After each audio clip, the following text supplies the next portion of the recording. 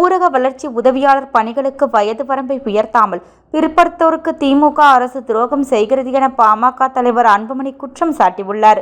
தமிழகத்தில் ஊரக வளர்ச்சி மற்றும் ஊராட்சிகள் இயக்கத்தின் கீழ் ஒவ்வொரு மாவட்டத்திலும் 3 ஆண்டுகளுக்கு குறைவாக காலியாக உள்ள பதிவுறு எழுத்தர், அலுவலக உதவியாளர், ஜீப் ஓட்டுநர், இரவு காவலர் உள்ளிட்ட பணியிடங்களை மாவட்ட அளவில் நிரப்பிக் கொள்ளலாம் என அனைத்து கலெக்டர்களுக்கும் ஊரக வளர்ச்சித்துறை அறிவுறுத்தியுள்ளது.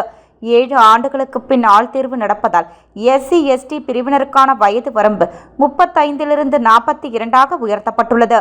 இது சரியான நடவடிக்கை. இதேபோல் பொது பிரிவினருக்கான வயது வரம்பு 37ஆகவும் BC MBC வகுப்பினருக்கான வயது வரம்பை 39ஆகவும் உயர்த்திருக்க வேண்டும். ஆனால் தமிழக அரசு அதை செய்யவில்லை. இது சமூக அநீதி. அரசின் தவறுக்காக அரசு வேலை தேடும் அப்பாவிகள் தண்டிக்கப்படக்கூடாது. எத்தனை ஆண்டுகள் பணி நியமனம் நடக்கவில்லையோ அத்தனை ஆண்டுகள் வயது வரம்பு விலக்கு அளிப்பதுதான் இயற்கை நீதி.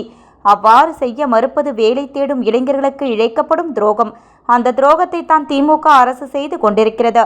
ஊரக வளர்ச்சி இயக்கத்தின் கீழ் காலி பணியிடங்களுக்கு BC MBC பொது பிரிவினருக்கான வயது வரம்பை அதிகரிக்க வேண்டும். இவ்வாறு அன்புமணி கூறியுள்ளார்.